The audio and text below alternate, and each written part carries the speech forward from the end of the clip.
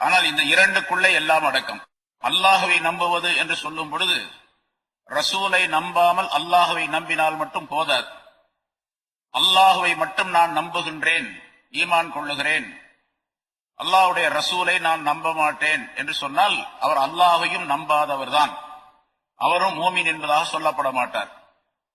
அதனால ஆமன பில்லாஹ் என்பதற்குள்ளே ரசூலும் சேர்ந்து கொள்வார்கள். வல் யௌமில் ஆகிர், மறுமையை நம்புவது என்று சொல்லும் பொழுது அதற்குள்ளே மறுமை நாள் சம்பந்தப்பட்ட எல்லா விஷயங்களும் வந்துவிடும். சொர்க்கத்தை நம்புவது, நரகத்தை நம்புவது, கேள்வி கணக்கை நம்புவது, இறந்து விட்ட பின்னால் கபரிலே இருக்கக்கூடிய விஷயங்களை நம்புவது, அதற்கு பின்னால் எழுப்பப்பட்டு கேள்வி கணக்கு கேட்கப்படுவதை நம்புவது, மலக்குகளை நம்புவது, இவையெல்லாம் ஆகிரத்திற்குள்ளே வந்துவிடும். ஆக ஈமானுடைய நிபந்தனைகள் 7, 6 என்று சொல்லப்பட்டதெல்லாம் இந்த இரண்டுக்குள்ளே அடக்கம். அதனால் அல்லாஹ் பொதுவாக சொல்லிவிட்டான், மன் ஆமன பில்லாஹி வல் யௌமில் ஆகிர். ஆக முதல் நிபந்தனை ஈமான் கொண்டிருக்க வேண்டும். நிர்வாகிகளாக இருக்கக்கூடியவர்கள் மூமின்களாக, முஸ்லிம்களாக இருக்க வேண்டும், அல்லாஹ்வை நம்பி வாழக்கூடியவர்களாக இருக்க வேண்டும். முஷ்ரிக்குகளாக, காபிர்களாக, யூதர்களாக, கிறிஸ்தவர்களாக, மஜூசிகளாக, வேறு எந்த இனத்தவராகவும் எந்த மதத்தவராகவும் இருக்கக்கூடாது. எந்த மதத்தாரும் நிர்வாகத்திற்கு தகுதி இல்லாதவர்கள் என்பதை அல்லாஹ் குறிப்பிடுகின்றார். ஆக முதல் நிபந்தனை ஈமான் கொண்டிருக்க வேண்டும் என்று அல்லாஹ் குறிப்பிடுகின்றார். ஏனென்று சொன்னால் அல்லாஹாலாவுடைய இந்த வீடு ஷிர்கை விட்டும் மனிதர்களை சுத்தப்படுத்துவதற்காக வேண்டி ஏற்படுத்தப்பட்ட வீடு. அல்லாஹுடைய வீடு இது ஷிர்கை விட்டும் மனிதர்களையும் மனித உள்ளங்களையும் சுத்தப்படுத்துவதற்காக ஏற்படுத்தப்பட்ட வீடு.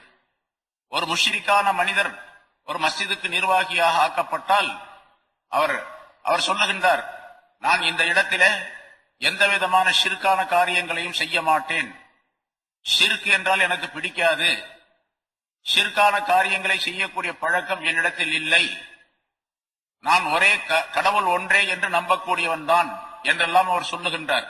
ஆனால் ஈமான் கொள்ளவில்லை. ஈமான் கொள்ளுவது வேறு, கடவுள் ஒருவர் தான் என்று சொல்லுவது வேறு. எல்லா இந்துக்களும் அப்படித்தான் சொல்லுகின்றார்கள். ஒன்றே குலம் ஒருவனே தேவன் அப்படின்னு சொல்றாங்க.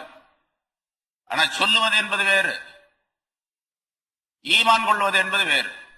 ஈமானுக்கு என்ன நிபந்தனைகள் இருக்கின்றவோ அவையெல்லாம் சேர்த்து அவர் நம்பிக்கை கொண்டு நாவால் மொழிய வேண்டும். அதற்கு பேர் தான் ஈமான் என்பதாக சொல்லப்படும். அப்படி இல்லாமல் இருந்தால் அவர் ஈமானுக்குள்ளே வர முடியாது, மஸ்ஜிதுக்கு நிர்வாகியாக வர முடியாது. சரி, ஒரு முஷ்ரிக்கான மனிதர் அப்படி சொல்லுகின்றார், வெறுமனே நாவின் மூலமாக, நான் எந்த கோயிலுக்கும் போக மாட்டேன், அப்படி பழக்கமே கிடையாது, எனக்கு சின்ன வயதிலிருந்தே அந்த கோயில்லாம் எனக்கு தெரியாது என்றெல்லாம் சொல்லுகின்றார் என்று இருந்தாலும் கூட அவரை நிர்வாகியாக வைக்கக்கூடாது. ஏனென்று சொன்னால் அவர் ஈமான் கொள்ளவில்லை என்பது முதல் கருத்து, முதல் காரணம். இரண்டாவது, அவர் ஷிர்க் உடையவராக இருக்கின்ற காரணத்தால், ஷிர்க் வைத்து வணங்கவில்லை என்று சொன்னாலும் கூட ஷிர்க்கை விட்டு அவர் இன்னும் நீங்கவில்லை என்ற காரணத்தால் அந்த ஷிர்க்கை அல்லாஹாலாவுடைய வீட்டிலே கொண்டு வந்து நுழைத்து விடுவதற்கு காரணமாக அவர் ஆகிவிடுவார். ஆகவே அவரை வைக்கக்கூடாது என்பது பொருளாகும். சரி, அதே போல அடுத்து அல்லாஹாலா சொல்லுகின்றான், வாகாமஸ்ஸலா, தொழுகையை நிலைநிறுத்தக்கூடியவராக அவர் இருக்க வேண்டும். தொழுகையை சரியாக செய்யக்கூடியவராக, மஸ்ஜிதுகளிலே நிர்வாகிகளாக இருக்கக்கூடியவர்கள் தொழுகையை பேணுதலாக நிரந்தரமாக செய்து வரக்கூடியவர்களாக, தொழுது வரக்கூடியவர்களாக இருக்க வேண்டும். தொழாதவர்களை மஸ்ஜிதுடைய முத்தவல்லியாக, செயலாளராக, உறுப்பினர்களாக போடவே கூடாது என்பதும் அல்லாஹாலாவுடைய இந்த ஆயத்தினுடைய கருத்து. இல்ல ஹஜரத்து, அவரை போட்டா அப்புறம் தொழுதுக்குவாரு அப்படின்னு சொல்றவங்களும் உண்டு. அவர் நிர்வாகியா போட்டுட்டாங்கன்னா மறுபடியும் தொழுதுக்குவாரு வந்து அப்படின்னு சொல்லி. ஹஜரத் ஒருத்தட்ட சொன்னாங்க, ஒரு பள்ளியாசல் ஒரு மஸ்ஜிதுக்கு அவங்க போகும்போது சொன்னாங்க அந்த மக்கள், ஹஜரத் இங்க உள்ள நிர்வாகிகள் சில பேர் தொழுக மாட்டேங்கிறாங்க, கொஞ்சம் சொல்லுங்க ஹஜரத் அப்படின்னு. ஹஜரத் சொன்னாங்க அவங்கள்ட்ட, தொழக்கூடியவர்களாக பார்த்து முதல் நிர்வாகியா போடுங்க, தொழாதவரை கொண்டு வந்து போட்டுக்கிட்டு தொழுங்கன்னு சொல்றதை விட நீங்க தொழக்கூடியவர்களை பார்த்து முதல் நிர்வாகிய போட்டுங்க அப்படின்னு சொன்னாங்க. அது மாதிரி முதல்ல தொழக்கூடியவர் நிரந்தரமாக தொழுகை சம்பந்தப்பட்ட விஷயத்திலே முஹாஃபலத், தொழுகையை எப்படி தொழ வேண்டும் என்று அல்லாஹ் சொல்லி இருக்கின்றானோ, ரசூல் சொல்லி இருக்கின்றார்களோ அந்த முறைப்படி தொழக்கூடியவராக இருக்கின்றாரா என்பதை பார்த்து அவரை நியமனம் செய்ய வேண்டும் என்பது இதனுடைய விளக்கமாகும்.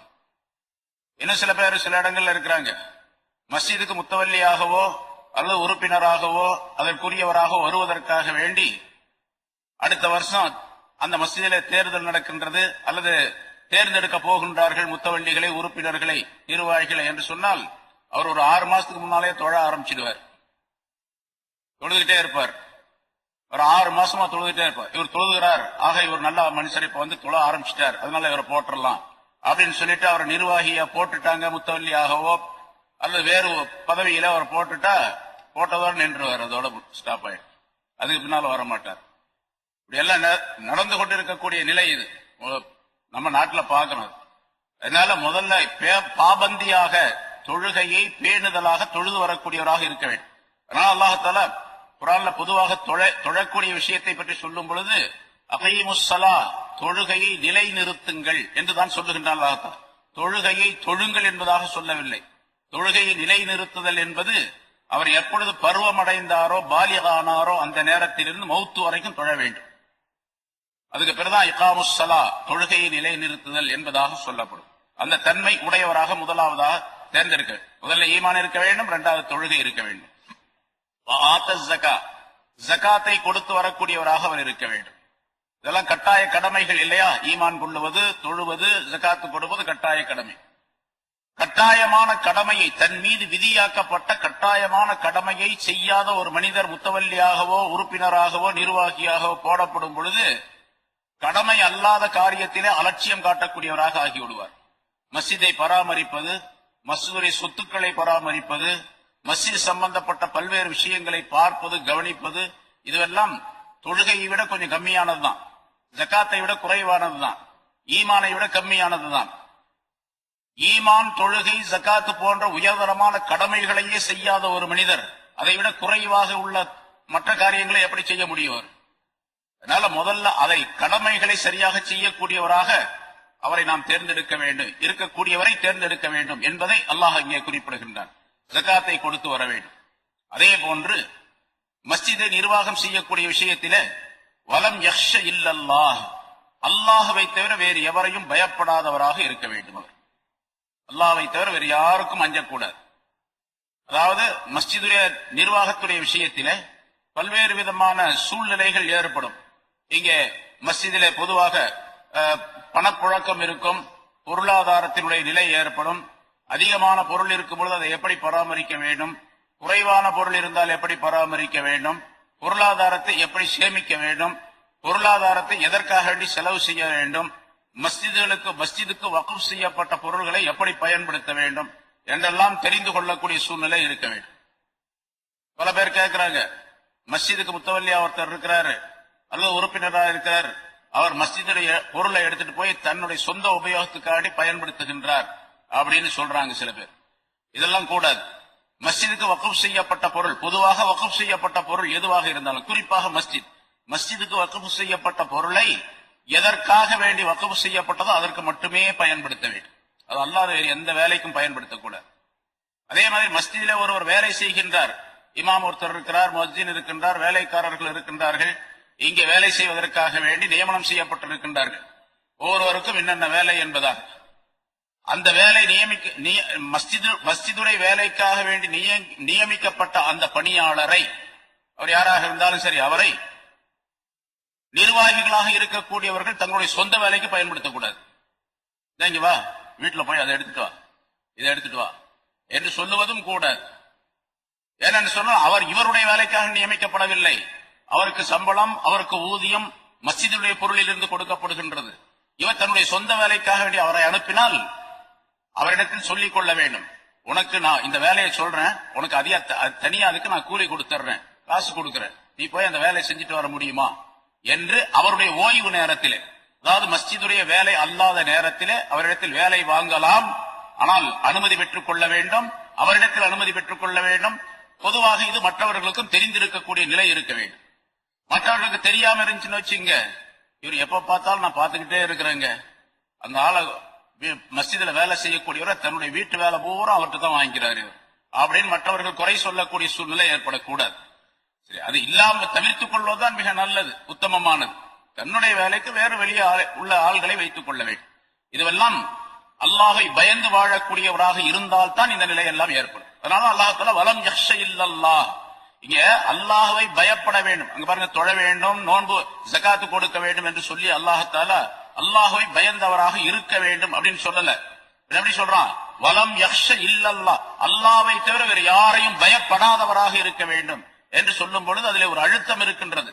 பொதுவாகவே அரபியில் உள்ள வாசகம் குர்ஆன்ல லா இலாஹ இல்லல்லாஹ் என்ற கலிமா இருக்கு பாருங்க. லா இலாஹ இல்லல்லாஹ்னு என்ன அர்த்தம்? வணக்கத்திற்குரியவன் அல்லாஹ்வை தவிர வேறு யாரும் இல்லை அப்படின்னு சொல்றோம். லா இலாஹா, எந்த தெய்வமும் இல்லை, வணக்கத்திற்குரிய. லா இலாஹங்கிறது லா மஅபூத், வணக்கத்திற்குரியவன் யாரும் இல்லை, இல்லல்லாஹ், அல்லாஹ்வை தவிர. அப்ப அல்லாஹ் ஒருவன், வணக்கத்திற்குரியவன் அல்லாஹ் தான். அல் மஅபூது அல்லாஹ், அல்லது இன்னல்லாஹ மஅபூதுன், இன்னல்லாஹ் ஹுவல் மஅபூத், அல்லாஹ் தான் வணக்கத்திற்குரியவன். அப்படித்தானே சொல்லிட்டு போகணும். அப்படி சொன்னா கரெக்டா இருக்கும். இன்னல்லாஹ் ஹுவல் மஅபூத், இன்னல்லாஹ லஹுவல் மஅபூத் என்றால் அழுத்தமாக சொல்லலாம், எப்படி வேண்டுமானாலும். அப்படி அல்லாஹ் தஆலா சொல்லல. லா இலாஹ இல்லல்லாஹ் என்று சொல்ல சொல்லி இருக்கின்றான். லா இலாஹ இல்லல்லாஹ் என்ற அந்த கலிமாவிலே அல்லாஹ்வை தவிர வேறு யாரும் வணக்கத்திற்கு உலகத்துல எந்த சக்தியும் கிடையாது, எந்த பொருளும் கிடையாது, எந்த மனிதரும் கிடையாது, எந்த மலக்கும் கிடையாது, எந்த விதமான பொருளும் எந்த விதமான சக்தியும் இந்த வணக்கத்திற்குரியவர்களாக ஆக முடியாது என்பதை வலியுறுத்தி சொல்வதற்காக வேண்டி அந்த வாசகம் அமைக்கப்பட்டிருக்கிறது. இது அரபியில உள்ள மிகச் சிறப்பான ஒரு அமைப்பு, ஒரு வாசக அமைப்பு. அதுபோல அல்லாஹ் தஆலா இங்கே சொல்லுகின்றான், வலம் யக்ஷ இல்லல்லாஹ், அல்லாஹ்வை தவிர வேறு யாரையும் அவர்கள் பயப்பட மாட்டார்கள். யாரையும் பயப்பட மாட்டார்கள் அப்படின்னு சொன்னா முரட்டுத்தனமா நடந்துக்குவாங்க அப்படின்னு அர்த்தம் அல்ல. உனக்கெல்லாம் எனக்கு பயம் கிடையாது, அல்லாஹ் தான் பயப்படுவேன் அப்படின்னு சொல்லிட்டு மக்களிடத்துல முரட்டுத்தனமாக நடந்து கொள்வது, நான் யாரையும் பயப்பட மாட்டேன், யார் தெரியுமா அப்படிங்கறதெல்லாம் சொல்லக்கூடாது. அப்படி அர்த்தம் அல்ல. வலம் யக்ஷ இல்லல்லாஹ் என்று சொன்னாலே அல்லாஹ்வுடைய பயம் நிறைந்தவராக இருக்க வேண்டும் என்பது கருத்து. அல்லாஹ்வுடைய பயம் வந்து விட்டாலே பணிவு நிறைந்தவராக அவர் இருப்பார் அப்படின்னு, பணிவோடு இருக்கக்கூடியவராக இருக்க வேண்டும். ஏன்னா ஒரு மஸ்ஜிதுக்கு நிர்வாகியாக இருக்கக்கூடியவர் அந்த மஸ்ஜித் சம்பந்தப்பட்ட எத்தனை மனிதர்கள் இருக்கின்றார்களோ அந்த மஹல்லாவில அத்தனை மனிதர்களுக்கும் பொறுப்பாளியாக அவர் ஆகிவிடுகின்றார். அத்தனை மனிதர்களையும் கவனிக்க வேண்டிய கடமை அவருக்கு இருந்து கொண்டிருக்கின்றது. அத்தனை மனிதர்களுடைய நல்லது கெட்டதுகளை எல்லாம் கவனித்து தீர்ப்பு செய்யக்கூடிய பொறுப்பு அவருக்கு இருக்கின்றது. அவர்களை வழிநடத்தக்கூடிய பொறுப்பு அவருக்கு இருக்கின்றது. ஆகவே அவர் அல்லாஹ்வை தவிர வேறு யாரையும் பயப்படாமல் அல்லாஹ் மட்டுமே பயந்து அல்லாஹ்வுடைய கட்டளைகளை இந்த மஸ்ஜிதுகளிலே மக்கள் செய்வதற்காக வேண்டி, மக்கள் தொழுகை, நோன்பு, ஜக்காத்து போன்றவற்றை மஸ்ஜிதிலே நிறைவேற்றுவதற்காக வேண்டி, மஸ்ஜிதிலே ஜிக்ரு, திலாவத்துல் குர்ஆன் ஆகியவை நிறைவேறுவதற்காக வேண்டி என்னென்ன வேலைகளை செய்ய வேண்டுமோ அந்த வேலைகளை அல்லாஹுக்கு பயந்து அவர் செய்யக்கூடியவராக இருக்க வேண்டும் என்பது பொருளா. அஸா உலாயிக அன் யகூனு மினல் முஹ்ததீன், இத்தகையவர்கள் நிச்சயமாக, இந்த அஸா அப்படிங்கிற வார்த்தை ஆலிம்களுக்கு தெரியும். பொதுவாக இப்படி இருக்கலாம், இப்படி இருக்கக்கூடும் அப்படிங்கிறதுக்காக வரும். இருக்கலாம் என்பதற்காக வரக்கூடிய ஒரு வார்த்தை அஸா என்பது. அஸா அயன் சீன் அஸா, அது அயன் சீன் ஏசா.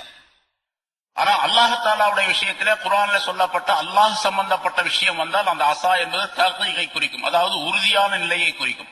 அஸா உலாயிக, நிச்சயமாக அத்தகையவர்கள், அன் யகூனு முஹ்ததீன் மினல் முஹ்ததீன், அவர்கள் நேர்வழி பெற்றவர்கள் உள்ளவர்களாக நிச்சயமாக ஆகிவிடுவார்கள் என்பதாக பொருளாகுது. இந்த காரியங்களை செய்யக்கூடியவர்கள், அதாவது இந்த தன்மைகள் உடையவர்கள் மஸ்ஜிதுக்கு நிர்வாகிகளாக வந்துவிட்டால் அந்த நிர்வாகிகள் அல்லாஹ்வுடைய நேர்வழி பெற்றவர்களாக நிச்சயமாக ஆகிவிட முடியும் என்று அல்லாஹ் தஆலா குறிப்பிடுகின்றார். ஆக மஸ்ஜித் சம்பந்தப்பட்ட விஷயத்தை அல்லாஹ் தஆலா இதிலே குறிப்பிட்டு மஸ்ஜிதுகளை நிர்வாகம் செய்யக்கூடியவர்கள் இப்படித்தான் இருக்க வேண்டும் என்று அல்லாஹ் தஆலா குறிப்பிடுகின்றார். அதில் குறிப்பாக மோமின்களாக இருக்க வேண்டும், முஸ்லிம்களாக இருக்க வேண்டும் என்பது ஷர்தான், முதல் நிபந்தனையாகும். ஆனா நிறைய பார்க்கிறோம், இந்த நிபந்தனைகள் எல்லாம் இல்லாததின் காரணமாகத்தான் பல மஸ்ஜிதுகளிலே குழப்பங்கள் ஏற்படுகின்றன. நிறைய மஸ்ஜிதுகளை நாம் பார்க்கின்றோம், பித்னாக்கள், குழப்பங்கள், அங்கே சரியான நிர்வாகம் இல்லை, அவர் அப்படி நடக்கிறாரு இப்படி நடக்கிறாரு என்று மக்கள் எல்லாம் குறை சொல்வதற்கு காரணம் இந்த 4 ஷர்த்து. ஈமான் முதல் ஷர்த்து. ஈமான்ல 2 நிலைகளை அல்லாஹ் சொல்லி காட்டுகின்றான். ஒன்னு அல்லாஹ்வை நம்புவது, இன்னொன்று ஆகிரத்தை நம்புவது. அந்த 2ஐயும் 2ஆக எடுத்துக்கொண்டால் 5 நிபந்தனைகள் வரும். அல்லாஹ்வை நம்புவது, ஆகிரத்து மறுமையை நம்புவது 2, தொழுகையை நிறைவேற்றுவது, தொழுகையை நிலையாக தொழுது வருவது, ஜகாத்து கொடுப்பது 4, அல்லாஹ்வை தவிர வேறு யாரையும் பயப்படாமல் இருப்பது 5 நிபந்தனைகள். இந்த 5 நிபந்தனைகள் உள்ளவர் தான் மஸ்ஜிதுக்கு நிர்வாகியாக வர முடியும். வந்தால் அவர்கள் மிகப்பெரிய நேர்வழி பெற்றவர்களாக ஆகிவிடுவார்கள். எந்த விதமான குறையும் இல்லாமல் நிர்வாகம் நடந்து கொண்டிருக்கும் என்பதாக பொருளாகும். சரி, இதெல்லாம் இல்லாம இதுக்கெல்லாம் என்ன வேணும்? இன்னொரு கருத்தும் கூட இருக்கின்றது. இல்ல உலமாக்கள் சொல்லுவார்கள், பயப்படுதல் அப்படிங்கிறதுக்கு அரபில பயந்து கொள்ளுதல் அப்படிங்கிறதுக்கு ஹவுஃப் என்பதாக சொல்லப்படும். உருதுலையும் கூட ஹவுஃப்ங்கிற வார்த்தை உண்டு, சொல்லுவது பயம் அப்படிங்கிறது. குர்ஆன்ல நிறைய இடங்கள்ல ஹவுஃப் என்று வருகின்றது. ஹவுஃப்னா பயம்னு அர்த்தம். குர்ஆனுடைய முஹாவரால ஹஷ்யத் என்று ஒரு வார்த்தை இருக்கின்றது, அதுக்கும் பயம் அப்படின்னு அர்த்தம். ரஹபத் என்று ஒரு வார்த்தை இருக்கின்றது, அதுக்கும் பயம்னு அர்த்தம். ஹைபத் என்று ஒரு வார்த்தை இருக்கின்றது, அதுக்கும் பயம் தான் அர்த்தம். வஜல் என்று ஒரு வார்த்தை இருக்கின்றது, அதற்கும் பயம்னு அர்த்தம். இதுல 4 வார்த்தைகள் குர்ஆன்லயே வருது. வஜல் என்ற வார்த்தையும் வருகின்றது, ஹஷ்யத் என்ற வார்த்தையும் வருகின்றது, ஹவுஃப் என்ற வார்த்தையும் வருகின்றது, ரஹபத் என்ற வார்த்தையும் வருகின்றது, குர்ஆன்ல வருது. இந்த இடத்துல இந்த 4-5 விதமான வார்த்தைகளிலே அல்லாஹ்தாலா பயம் என்பதற்கு இந்த இடத்துல பயன்படுத்தி இருக்கக்கூடிய வார்த்தை. ஏன்னா அல்லாஹ்தாலா மிகப்பெரிய அறிவாளி, பரிபூர்ணமான அறிவு பெற்றவன். அவனுடைய அறிவுக்கு நிகராக எந்த அறிவும் கிடையாது. உலகத்தில் உள்ள எல்லா அறிவுகளையும் கொடுத்தது அவன்தான். அப்படிப்பட்ட மிகப்பெரிய அறிவாளியாக அல்லாஹ்தாலா ஒரு வார்த்தையை சொல்லுகின்றான் என்று சொன்னால் அந்த வார்த்தைக்குள்ளே பல கருத்துகள் இருக்கும், பல ஞானங்கள் இருக்கும். அதனால இங்கே அல்லாஹ்தாலா இன்னமா யஹாஃபுல்லா வலம் யக்ஷ இல்லல்லாஹ் என்ற இடத்துல வலம் யஹஃப் இல்லல்லாஹ் என்று சொல்லவில்லை. பயப்பட அவர்கள் அல்லாஹ்வை தவிர வேறு யாரையும் பயப்பட மாட்டார்கள் அப்படிங்கிறது இப்படின்னு சொல்லலாம். வலம் யஹஃப் இல்லல்லாஹ் அப்படின்னு சொல்லலாம். அப்படி சொல்லல அல்லாஹ் தஆலா. வலம் யக்ஷ இல்லல்லாஹ், ஹஷ்யத் என்ற வார்த்தையிலிருந்து வந்த யக்ஷா என்ற வார்த்தையை அல்லாஹ் இங்கே குறிப்பிடுகின்றான். ஹஷ்யத் அப்படிங்கிறதுக்கு கருத்து என்னன்னு கேட்டா மார்க்க அறிவுடன் கூடிய பயம் என்று அர்த்தம். மார்க்க விளக்கத்துடன் கூடிய பயம். நிர்வாகிகளாக இருக்கக்கூடியவருக்கு அல்லாஹ்வுடைய பயம் இருக்க வேணும், ஆனா மார்க்க அறிவும் இருக்க வேண்டும். ஷரியத் சம்பந்தப்பட்ட அறிவும் ஒரு இடத்துல இருக்கணும். அறிவு இல்லாமல், மார்க்க அறிவு இல்லாமல் பயம் மட்டும் இருந்தாலும் கூட தப்பு செய்யக்கூடிய சூழ்நிலை ஏற்பட்டுவிடும். இல்ம் இல்ல, மார்க்க சம்பந்தப்பட்ட இல்ம் இல்ல. இது வக்ஃபுடைய பொருளாச்சே, இதை அடுத்தவருக்கு கொடுக்கலாமா, நாம் உபயோகப்படுத்தலாமா, இதை எதற்காக வேண்டி உபயோகப்படுத்தலாம் என்ற இல்ம் இருக்க வேண்டும் அவரிடத்தில். அப்படி இல்மு இல்லாதவராக இருந்தால் இல்மு உடையவரிடத்தில் கேட்டு அந்த இல்மை உண்டாக்கி கொள்ள வேண்டும். அவருக்கு பேர் தான் ஹஷ்யத் இருக்கக்கூடியவர் என்பதாக பொருளாகும். வலம் யக்ஷ இல்லல்லாஹ் என்று சொன்னால் மார்க்க அறிவுடன் கூடிய பயம் அவருக்கு இருக்க வேண்டும். அல்லாஹ்வை தவிர அந்த பயத்தை வேறு எவர், அந்த பயம் அவரிடத்தில் கட்டாயமாக இருக்க வேண்டும். அல்லாஹ்வை தவிர வேறு யாரையும் அந்த விஷயத்திலே பயப்பட மாட்டார் என்பதாக பொருளாகும். அப்படி ஏராளமான விளக்கங்கள் இதற்குள்ளே இருக்கின்றன. சரி, இப்போ ஈமான் கொண்டவர் மட்டுமே இப்படி இருக்க வேண்டும் என்று சொல்லும்போது அப்ப காபீரானவர்கள் மற்ற வேலைகளுக்கு உபயோகப்படுத்தலாம், நிர்வாகத்துக்கு வரக்கூடாது. நிர்வாகம் முதல்ல சொல்லப்பட்ட 7 அர்த்தம் சொன்ன பாருங்க, அதுல எதுக்கும் வரக்கூடாது. இன்னமா யாமுரு மசாஜித் அல்லாஹ் அப்படிங்கிறதுக்கு யாமுரு இமாரத் என்ற வார்த்தையிலிருந்து வந்தது. அதுக்கு கட்டடம் சம்பந்தப்பட்ட விஷயங்கள், இதை பாதுகாப்பது, சுத்தம் செய்வது, இப்படி எல்லாம் சொன்ன பாருங்க. இந்த விஷயங்களிலே நிர்வாகிகளாக வரக்கூடியவர்களுக்கு மட்டுமே, அவர்கள் மட்டுமே இந்த 5 விதமான நிபந்தனைகள் உடையவர்களாக இருக்க வேண்டும். சரி, கட்டடம் கட்டுறாரு ஒருத்தர், மஸ்ஜிதுடைய கட்டடத்தை கட்டுகின்றார், அவரும் மோமினாத்தா இருக்கணும். முஸ்லிம் அல்லாதவர் மஸ்ஜித் கட்டக்கூடாது அப்படின்னு சொன்னா ஒரு கட்டணம் கூட வராது. முஸ்லிம் அல்லாதவங்க தானே பெரும்பாலும் கட்டடம் கட்டுறாங்க. அப்ப அந்த நிர்வாகம் அப்படிங்கறதுல மஸ்ஜிதுக்குள்ளே உள்ள நிர்வாகம் என்பதில் தான் இந்த 5 விதமான நிபந்தனைகள் உடையவர்களாக இருக்க வேண்டும். கட்டடம் கட்டுறதோ அல்லது அதை சுத்தம் செய்வதோ அல்லது வேறு விதமான பராமரிப்புகளை ஏற்படுத்துவதோ இதுவெல்லாம் மூமின் அல்லாதவர்கள் செய்யலாம் என்பது பொருளாகும். அதனால இமாரத் அப்படிங்கிறதுக்கு இன்னொரு விதத்துல, இன்னமா யாமுர் மசாஜித் அல்லாஹ் அப்படிங்கிறதுக்கு இன்னொரு விதத்துல 2 விதமான கருத்துகள் சொல்லப்பட்டு இருக்கின்றன. அதாவது மஸ்ஜிதினுடைய நிர்வாகம் சம்பந்தப்பட்ட விஷயங்கள் ஒன்று, இது அதனுடைய பராமரிப்புகள், அங்கு இருக்கக்கூடிய இபாதத் சம்பந்தப்பட்ட விஷயங்கள், இவற்றை நிர்வாகம் செய்வது. இன்னொன்று கட்டடம் கட்டுவது, அதை பராமரிப்பது, அதை சுத்தமாக வைத்துக் கொள்வது, அதற்கு தேவையான விஷயங்களை கவனிப்பது, இவையெல்லாம் வெளித்தோற்றமான விஷயங்கள்.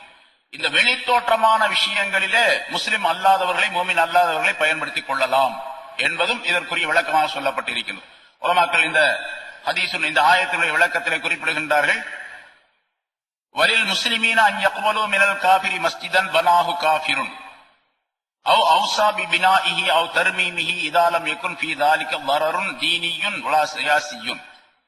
அதாவது ஒரு காஃபிரிடத்திலிருந்து ஒரு மஸ்ஜிதை கட்டித் தருவதாக அவர் சொல்லுகின்றார் என்று சொன்னால் அவரிடத்திலிருந்து அதை ஏற்றுக்கொள்ளலாம். ஒரு முஸ்லிமுக்கு அது கூடும். ஒரு காஃபிரானவர் ஒரு மஸ்ஜிதை கட்டித் தருகின்றேன் என்று சொல்லுகின்றார், அல்லது மஸ்ஜிதுக்காக வேண்டி ஏதாவது பொருள் தருவதாக சொல்லுகின்றார், அதை ஏற்றுக்கொள்வது கூடும். அதை பழுது பார்த்து தருவதாக சொல்லுகின்றார், அதை ஏற்றுக்கொள்வதும் கூடும். ஆனால் அப்படி அவரிடத்திலிருந்து பெறக்கூடிய நேரத்தில் சில நிபந்தனைகளை கவனிக்க வேண்டும். அவர் கொடுக்கக்கூடிய பொருள் ஹராம் அல்லாததாக இருக்க வேண்டும், ஹராமான சம்பாத்தியமாக இருக்கக்கூடாது. ஹராமான சம்பாத்தியமாக இருந்தால் அது காபிரிடத்திலிருந்து மட்டுமல்ல, முஸ்லிம்களிடத்திலிருந்தும் பெறக்கூடாது, இல்லையா? ஹராமான பொருளாக இருந்தால் மஸ்ஜிதுடைய செலவுகளுக்காக வேண்டி, பராமரிப்புக்காக வேண்டி, கட்டுமானத்திற்காக வேண்டி முஸ்லிம்களிடத்திலிருந்தும் பெறக்கூடாது, அதுவும் ஹராம். காபிர்களிடத்திலிருந்து தாராளமாக அது பெறக்கூடாது என்ற சட்டம் அது முன்னிலைப்படுத்தப்படும். ஒரு விஷயம், அதாவது ஹராமான பொருளாக இருக்கக்கூடாது. இரண்டாவது, அப்படி ஒரு காபிரான மனிதர் பொருள் கொடுப்பதின் காரணமாக, அதாவது ஒரு மஸ்ஜிதை கட்டி கொடுப்பதின் காரணமாக தீன் சம்பந்தப்பட்ட எந்த இடையூறும் ஏற்படக்கூடாது. அவர் கட்டடம் கட்டி கொடுக்கிறாரு அல்லது ஏதாவது பொருள் கொடுக்கிறாரு, அதை கொடுத்ததின் காரணமாக அவர் நிர்வாகத்தில் தலையிடுகின்றார். இதை செய்யாதீங்க, இதை செய்யுங்க, இதை செய்யாதீங்க அப்படின்னு ஏதாச்சும் அபிப்பிராயங்கள் சொல்ல ஆரம்பிக்கிறார். அல்ல தீனுடைய விஷயத்துல நான் அந்த மாதிரி நிறைய பொருள் கொடுத்திருக்கிறேன், எனக்கும் ஒரு உரிமை இருக்கின்றது, நான் நிர்வாகத்துக்கு வரல, இருந்தாலும் கூட அபிப்பிராயம் சொல்ற நீங்க ஏற்றுக்கொள்ளுங்கள் என்பதாக சொல்லி அந்த நிர்வாகிகளுக்கு இவர் உத்தரவு போடுகின்றார். இதை செய்யுங்க, இதை செய்யாதீங்க, இன்னென்ன காரியத்தை செய்யக்கூடாது, இன்ன காரியத்தை செய்யலாம் என்பதாக அவர் சொல்லுகின்றார். இது தீனிய வரர், தீன் சம்பந்தப்பட்ட இடையூறுகள் அவரிடத்திலிருந்து வருகின்றது. அந்த மாதிரி நிலை இருந்தால் அவருடைய பொருளை ஏற்றுக்கொள்ளக்கூடாது. அவர் கட்டடம் கட்டி கொடுத்தால், மசீது கட்டி கொடுத்தால் அதை ஒப்புக்கொள்ளக்கூடாது. அவர் கொடுத்துட்டு போயிடுறார், அவருக்கு அதுக்கு மற்ற சம்பந்தமே இல்லை என்று இருந்தால் ஹலாலான பொருள் தான் ஏற்றுக்கொள்ளலாம். அதே மாதிரி ஒருத்தர் பொருள் கொடுக்கின்றார், தீன் சம்பந்தப்பட்ட விஷயத்திலே அவர் எந்த விதமான அதிகாரம் செலுத்துவது கிடையாது, ஆனா அரசியல் சம்பந்தப்பட்ட விஷயத்திலே அவர் தலையிடுகின்றார். பொருள் கொடுக்கின்றார், நிறைய பொருள் கொடுத்து எல்லா உதவிகளையும் செய்கிறார். இப்ப அப்படி ஒரு சூழ்நிலை பல இடங்கள்ல இருக்குது, நம்முடைய நாட்டில் நம்ம பார்க்கிறோம். மஸ்ஜிதுக்காக வேண்டி இந்த மாதிரி உதவிகளை எல்லாம் நிறைய செஞ்சுட்டு எங்க கட்சிக்காரருக்காக வேண்டி நீங்க ஓட்டு போடணும், ஓட்டு போட வேண்டும் என்று உங்களுடைய மஸ்ஜிதுகளில் இருக்கக்கூடிய இமாம்களிடத்தில் சொல்லி ஜும்மாவில் சொல்ல சொல்லுங்க, பிரச்சாரம் செய்ய சொல்லுங்க, வலியுறுத்தி சொல்ல சொல்லுங்க என்பதாகவெல்லாம் அவர்களுடைய தலையீடு, அரசியல் தலையீடு ஏற்பட்டு விடுகின்றது. இந்த மாதிரி உள்ள சூழ்நிலை இருந்தாலும் அவர்களிடத்திலிருந்து பொருள் பெற்றுக் கொள்ளக்கூடாது. ஆக தீன் சம்பந்தப்பட்ட தலையீடோ இடையூறோ அல்லது அரசியல் சம்பந்தப்பட்ட தலையீடோ இடையூறோ ஏற்பட்டால் அப்பொழுது செய்யக்கூடாது. அது அல்லாத மற்ற எந்த நிலை இருந்தாலும் சரி, அவர்கள் கொடுத்துட்டு போயிடுறாங்க என்று இருந்தால் அதை பெற்றுக் கொள்வதற்கு அனுமதி உண்டு என்பதும் இந்த ஆயத்தின் மூலமாக பெறப்படக்கூடிய கருத்தாகும். அதிகாரம் செலுத்தக்கூடாது அவர், அதுதான் கருத்து. சரி, இன்னொரு கருத்து, இன்னமா யாமுரு மசாஜித் அல்லாஹ், மஸ்ஜிதுகளை நிர்வகிக்கக்கூடியவர்கள் இப்படித்தான் இருக்க வேண்டும், மஸ்ஜிதுடைய நிர்வாகம் என்பது இப்படித்தான் இருக்க வேண்டும் என்று சொல்லும் பொழுது, இங்கே தொழுகை நடைபெறுவது, அதே மாதிரி தொழுகை சம்பந்தப்பட்ட விஷயங்களுக்காக வேண்டி உள்ள இல்மை கற்றுக் கொடுப்பது அல்லது தீன் சம்பந்தப்பட்ட இல்மை கற்றுக் கொடுப்பது, அல்லாஹுடைய ஜிக்ர் நடைபெறுவது, அல்லாஹுடைய குர்ஆனை ஓதுவது, திலாவத்துல் குர்ஆன் ஆகியவை எல்லாம் இந்த மஸ்ஜிதிலே நடைபெறுவதற்காக வேண்டி வேலைகளை செய்வது, இதுவும் அந்த இமாரத் என்பதற்குள்ளே அடங்கும். அல்லாஹ் தஆலா ஒரு விஷயத்தை மஸ்ஜித் சம்பந்தப்பட்டு இங்கே சொல்லி இருக்கின்றான் என்று சொன்னால், மூமினாக இருக்கக்கூடியவர்கள் அதை எப்படியெல்லாம் பராமரிக்க வேண்டும் என்பதை வலியுறுத்தி, அதை மனிதர்கள் தெரிந்து கொள்வதற்காக வேண்டி, மூமின்கள் தெரிந்து கொள்வதற்காக வேண்டி இந்த கருத்துக்களை எல்லாம் அல்லாஹ் தஆலா குறிப்பிடுகின்றான் என்பதாக விளக்கப்பட்டிருக்கின்றது. இதில் மிக முக்கியமாக மற்றொரு கருத்து, இங்கே உலமாக்கள் நிறைய முஃபஸ்ஸிரீன்கள் எழுதுகின்றார்கள், மஸ்ஜித் சம்பந்தப்பட்ட சிறப்புகள், மஸ்ஜிதை இப்படித்தான் பராமரிக்க வேண்டும், இவர்கள் தான் இருக்க வேண்டும், இவர்கள் இருக்கக்கூடாது, இமாரத் என்பதற்கு என்னென்ன பொருள்கள் எல்லாம் உண்டு என்று சொல்லும் பொழுது மஸ்ஜிதுடைய சிறப்புகளும் இங்கே விளக்கப்படுகின்றன.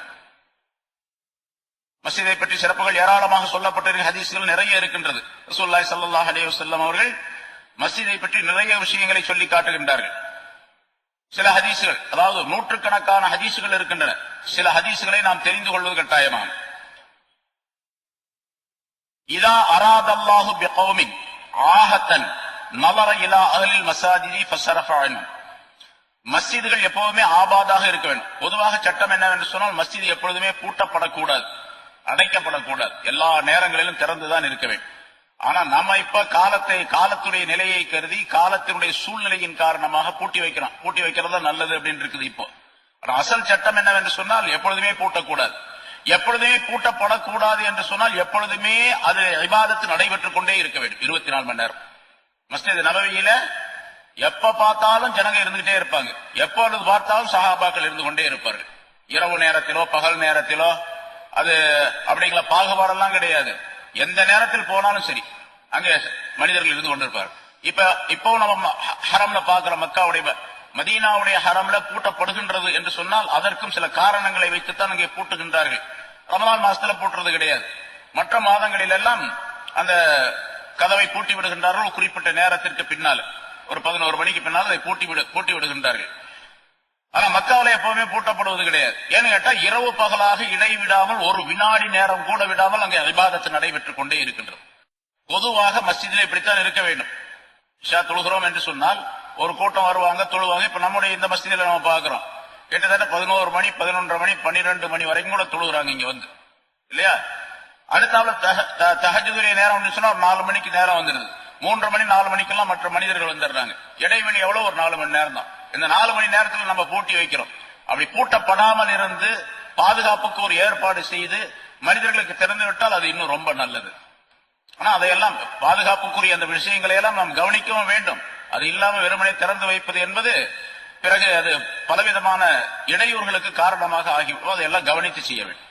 சரி, இங்க ரசூலுல்லாஹி ஸல்லல்லாஹு அலைஹி வஸல்லம் அவர்கள் சொல்லுகின்றார்கள், இப்போ அந்த மஸ்ஜித் சம்பந்தப்பட்ட விஷயத்துல இப்ப நான் சொன்ன அந்த விஷயம், அதாவது தொழுகை, ஜிக்ரு, திலாவத்துல் குர்ஆன் இவையெல்லாம் மஸ்ஜிதில் நடந்து கொண்டிருக்கும் பொழுது எப்பொழுதுமே மஸ்ஜிதிலே அல்லாஹ் தஆலாவுடைய இபாதத்து நடைபெற்றுக் கொண்டே இருக்கின்றது என்பதாக பொருளாகும்.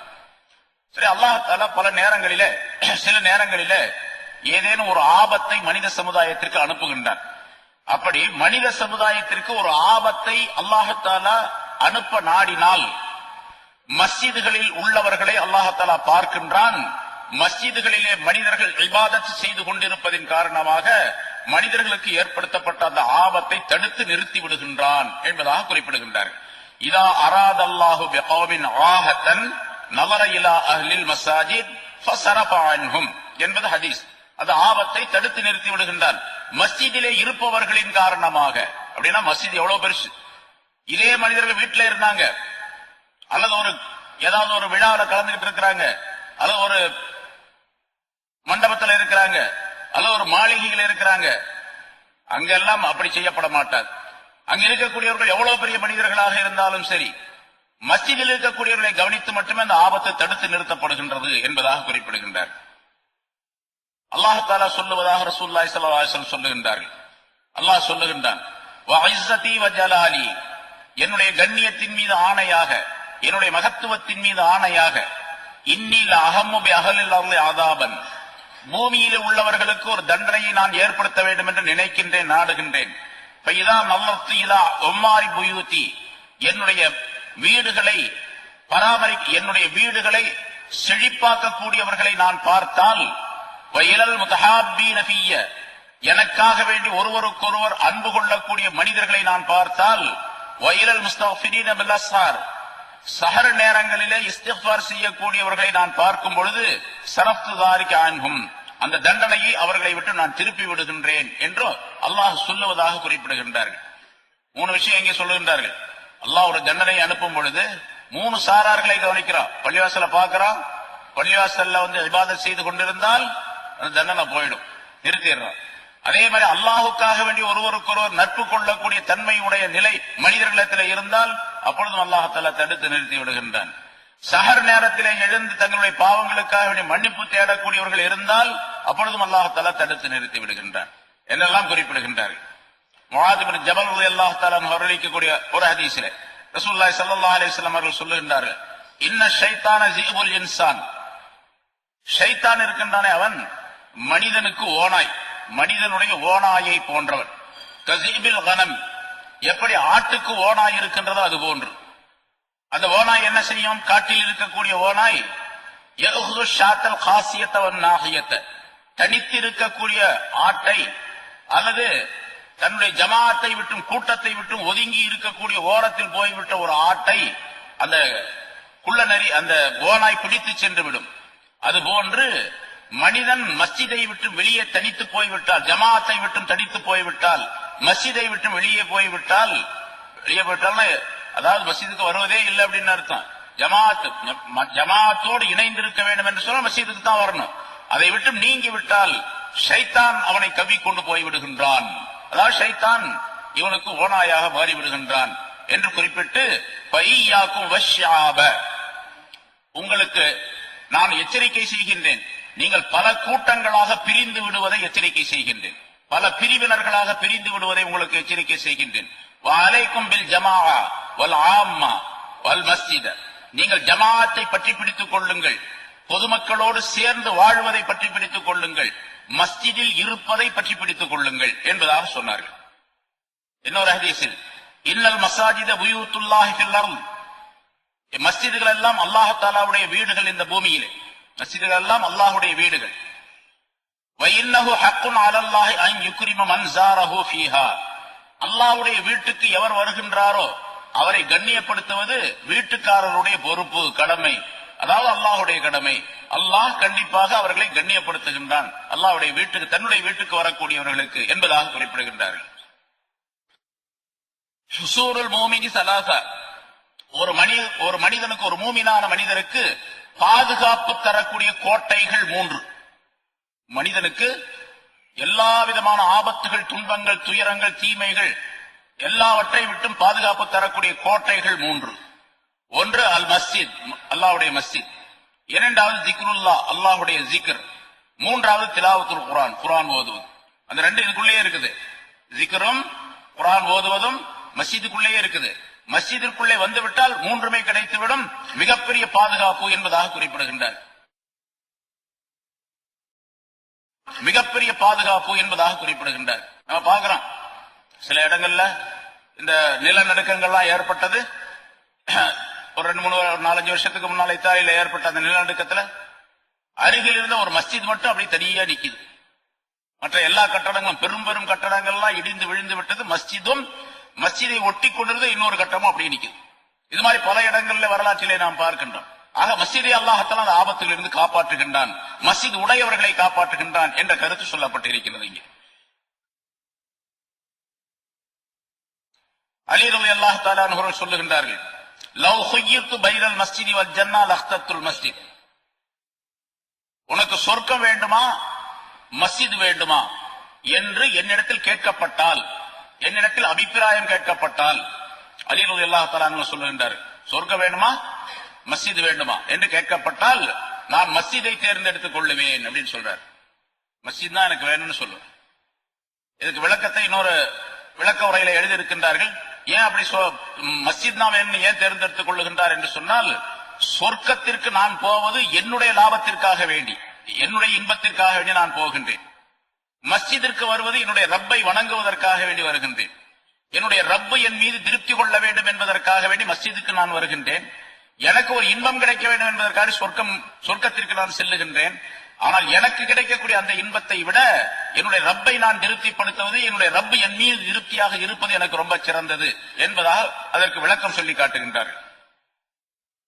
அதே மாதிரி அல் உதுபு வர்றவாக இலல் மஸ்ஜித், மஸ்ஜிதுக்கு காலையும் மாலையும் சென்று வருவது, அதாவது எல்லா நேரங்களிலும், தொழுகையுடைய நேரம் மட்டுமல்ல, எல்லா நேரங்களிலும் மிக அதிகமாக மஸ்ஜிதுக்கு சென்று வருவது மினல் ஜிஹாதி ஃபீ சபீலில்லாஹ், அல்லாஹ்வுடைய பாதையிலே ஜிஹாது செய்வதை போன்றதாக.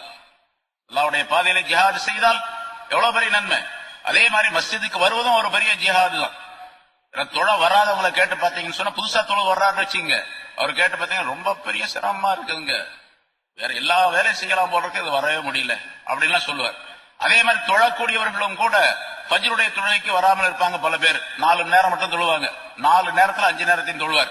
அப்படி சில பேர் இருப்பாங்க, 4 நேரத்துல 5 தொழுதுருவார். அந்த மாதிரி இன்னும் சில பேர் 3 நேரம் தொழுவாங்க, 3ல 5 தொழுதுருவாங்க, அப்படியும் இருப்பாங்க. இப்ப அந்த மாதிரி உள்ளவங்களை கேட்டு பாத்தீங்கன்னா, ஃபஜ்ருக்கு மட்டும்தாங்க ரொம்ப கஷ்டமா இருக்கு, வர முடியல, மற்ற நேரங்கள்லாம் நம்ம சாதாரணமா தொழுதுறேன் அப்படின்னு சொல்லுவார். காரணம் என்னன்னு கேட்டா, அந்த ஃபஜ்ர் தொழுகை அவருக்கு ரொம்ப பெரிய பாரமாக இருக்கின்றது. ஸல்லல்லாஹு அலைஹி வஸல்லம் முனாஃபிகீன்களை பற்றி சொல்லுகின்றார்கள், இந்த ஃபஜ்ருடைய தொழுகைக்கும் இஷாவுடைய தொழுகைக்கும் அவங்க வரமாட்டாங்க, குறிப்பா இஷாவுடைய தொழுகைக்கு வரமாட்டாங்க. அவங்க முனாஃபிகீனுடைய அடையாளங்களில் இதுவும் ஒன்று, இஷாவுடைய தொழுகைக்கு வரமாட்டாங்க. அவர்களுக்கு ஏதாவது ஒரு பொருள் கிடைக்கின்றது என்று சொன்னால், தொழுகைக்கு வந்தா, இஷாவுடைய தொழுகைக்கு வந்தா ஏதாவது ஒரு பொருள் கிடைக்கின்றது அன்பளிப்பாக என்று இருந்தால், அந்த பொருள் நெருப்பினால் கரிக்கப்பட்ட ஆட்டு குழம்பாக இருந்தாலும் சரி, ஆட்டுடைய காலில் அடிபாகத்தில் இருக்குது அந்த ஷூ மாதிரி, அது குழம்பு அப்படின்னு சொல்லும், அது நெருப்புல கரிக்கப்பட்டிருக்குது, அது கொடுக்கறாங்க மஸ்ஜிதுல அப்படின்னு சொன்னாலும் தொழுகைக்கு வந்துருவாங்க. இப்போ நிறைய இருக்கு, அந்த மாதிரி இருக்குது. ஏதாவது ஷீரணி கொடுக்கறாங்க அப்படின்னு சொன்னா கூட்டம் நிறைய வரும். இப்போ சரி, இந்த தப்சீருக்கு இவ்வளவு பேர் தான் வர்றாங்க, 100 பேர் தான் ரெகுலரா வர்றாங்க, 100 பேர் 125 பேர் அப்படி வர்றாங்க, 100 பேருக்குள்ளதான் இருக்கும், இவ்வளவு பேர் வர்றாங்க. என்ன பொராட்டாவும் கறியும் கொடுக்கப்படும் தப்சீர் முடிஞ்ச உடனே அப்படின்னு சொல்லி ஒரு போர்டு போட்டோன்னு வச்சுங்க, டெய்லி அதே மாதிரி கொடுத்துறோன்னு வச்சுங்க, வாரம் கரெக்டா ஞாயிற்றுக்கிழமை மணிக்கு எவ்வளவு பேர் வருவாங்க? மஸ்ஜிதே கொள்ளாது. அப்புறம் இடம் தனியா வர இடம் பார்க்கணுங்க. சாதாரணமாக மனிதருடைய பழக்கம் எல்லா கூட்டங்கள்லயும் பாக்குறோம். ஏதாச்சும் ஒரு மீட்டிங் நடக்குது, மீட்டிங் நேரத்துல கொஞ்சம் பேர் தான் இருப்பாங்க.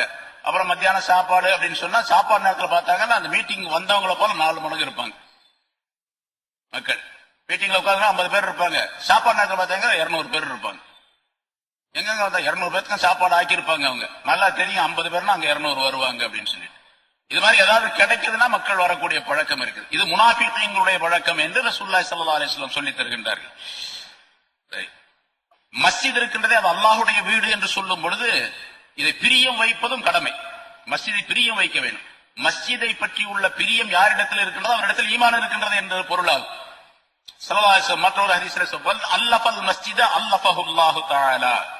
எவர் ஒருவர் மஸ்ஜிதை பிரியம் வைக்கின்றாரோ அவரை அல்லாஹ் பிரியம் வைப்பான். மஸ்ஜிதை பிரியம் வச்சா அல்லாஹ். சரி, மஸ்ஜிதை பிரியம் எனக்கு ரொம்ப பிரியங்க அப்படின்னு வர்றதே இல்லை அவரு. ஆனா மஸ்ஜிதை பத்தி எனக்கு ரொம்ப பிரியங்க அப்படின்னு சொல்றாரு. அவர் பொய் சொல்றாருன்னு அர்த்தம். மஸ்ஜிதை பிரிய வைக்கிறதுனா என்ன அர்த்தம்? மஸ்ஜிதுக்கு வரணும். மஸ்ஜிதுக்கு வர்றதுனா என்ன அர்த்தம்? இங்க உள்ள இபாதத்துகளை செய்யணும். என்னென்ன இபாதத்துகள் இங்கே செய்ய வேண்டுமோ அதை செய்ய வேண்டும். அது மட்டுமல்ல, இபாதத்துகள் செய்வது மட்டுமல்ல, இங்க என்னென்ன ஒழுக்கங்கள் பேணப்பட வேண்டுமோ அந்த ஒழுக்கங்களை எல்லாம் பேண வேண்டும். அதுதான் மஸ்ஜிதை பிரியம் வைக்கிறதுன்னு அர்த்தம். எங்க வாப்பா மேல எனக்கு ரொம்ப பிரியங்க அப்படின்னு சொல்றாரு இவரு. எங்க வாப்பா மேல எனக்கு ரொம்ப பிரியம், வாப்பா இங்க வாடா அப்படின்னு கூப்பிடுறாரு. அப்ப எப்படி பிரியமா இருக்க முடியும்? பிரியம் அப்படின்னு சொன்னா அதுக்குள்ள கடமைகளை செய்ய வேண்டும், அதான் பிரியம்னு அர்த்தம். அல் மஸாஜிது புயூத்துல்லாஹ் ஃபில் அர்த். மஸ்ஜிதுகள் என்பது அல்லாஹ் தஆலாவுடைய வீடுகள் இந்த உலகத்திலே. துலீஉ அஹ்லி ஸமாய் கமா துலீஉ ருஜூமுஸ் ஸமாய் லி அஹ்லில் அர்த். பூமியிலிருந்து பார்க்கக்கூடியவர்களுக்கு வானத்தில் இருக்கக்கூடிய நட்சத்திரங்கள் எப்படி பிரகாசமாக இருக்கின்றனவோ அதுபோன்று வானத்தில் இருந்து பார்க்கக்கூடியவர்களுக்கு அல்லாஹ்வுடைய மஸ்ஜிதுகள் பிரகாசமாக நட்சத்திரங்களை போன்று தெரிகின்றன என்பதாக குறிப்பிடுகின்றார்கள். இது ரசூலுல்லாஹி ஸல்லல்லாஹு அலைஹி வஸல்லம் அவர்கள் சொல்லுகின்றார். அதனால எவர் ஒருவர் இந்த மஸ்ஜிதுக்கு நடந்து வருகின்றாரோ, நடந்து வந்து மஸ்ஜிதிலே உள்ள இபாதத்துகளை செய்கின்றாரோ, இன்னும் சொல்ல போனால் இருட்டான நேரத்திலே, சுபஹுடைய நேரத்திலே, இப்ப இருட்டு கிடையாது, அந்த காலத்துல இருட்டா தான் இருந்துச்சு. இஷாவுக்கு வர்றதா இருந்தா தடுமாறி தான் வரணும், ஃபஜ்ருக்கு வர்றதா இருந்தாலும் அப்படித்தான் வரணும், எந்த விளக்கம் கிடையாது. ரசூலுல்லாஹி ஸல்லல்லாஹு அலைஹி வஸல்லம் அவர்களுடைய காலத்துல எண்ணெயினால் ஆக்கப்பட்ட விளக்கம் கூட கிடையாது, எண்ணெய் விளக்கம் கூட கிடையாது. அதுக்கு பின்னால் ரொம்ப காலத்துக்கு முன்னாடி 200-250 வருஷமா தானே கரண்டே வந்தது. அதுக்கு முன்னால கரண்ட்டும் கிடையாது இல்லையா? அதுக்கு முன்னால எண்ணெயில எரிக்கப்படக்கூடிய விளக்குகள் இருந்தன. அதுக்கு முன்னால அதுவும் இல்லாமல் இருந்தது. அப்ப இருட்டான நேரத்துல மஸ்ஜிதுக்கு வரக்கூடியவர்களுக்கு அல்லாஹ் தஆலா பரிபூர்ணமான ஒளியை தருவான் என்பதாக ரசூலுல்லாஹி ஸல்லல்லாஹு அலைஹி வஸல்லம் கூறுகிறார். இரவின் இருட்டிலே மஸ்ஜிதுக்கு வரக்கூடியவர்களுக்கு கியாமத் நாளுடைய இருட்டிலிருந்து வெளிச்சத்தை அல்லாஹ் தஆலா தருவான் என்பதாக ரசூலுல்லாஹி ஸல்லல்லாஹு அலைஹி வஸல்லம் கூறுகிறார். மம் மஷா ஃபீ துல்மத்தில்லாஹி இலல் மஸ்ஜித் ஃபீ துல்மத்தின் இலல் மஸ்ஜித். எவர் ஒருவர் மஸ்ஜிதுக்கு இருட்டான நேரத்தில் நடந்து வருகின்றாரோ ஆத்தாஹுல்லாஹு நூரன் யௌமல் கியாமah, கியாமத் நாள்ல அவருக்கு அல்லாஹ் தஆலா நூரை கொடுப்பான், ஒளியை கொடுப்பான் என்பதால். கியாமத் நாள்ல ஒளி வேண்டும் என்று சொல்லப்படக்கூடிய நினைக்கக்கூடியவர்கள் மஸ்ஜிதுக்கு இருட்டான நேரத்திலும் வர வேண்டும் என்பதால். அதாவது மஸ்ஜிதுக்கு பொதுவாக இருட்டான நேரம் அப்படிங்கிறது ஃபஜ்ருடைய நேரம், இஷாவுடைய நேரம். இந்த நேரத்தில் வந்து அல்லாஹ் தஆலா கியாமத் நாள்ல அந்த ஒளியை ஏற்படுத்துகின்றான் என்பதாகவும் குறிப்பிடுகின்றார். அதே போன்று மஸ்ஜிதை அழகுபடுத்துவதற்காக வேண்டி, அதாவது இதுல நல்ல வெளிச்சமா இருக்கணும். ரசூலுல்லாஹி ஸல்லல்லாஹு அலைஹி வஸல்லம் மஸ்ஜித் நபவியை ஆரம்பிக்கும் பொழுது அங்க வெளிச்சம் எல்லாம் கிடையாது, அதாவது விளக்குகள் கிடையாது. அபூபக்கர் சித்திக் ரலியல்லாஹு தஆலா அவருடைய காலத்திலும் விளக்குகள் கிடையாது.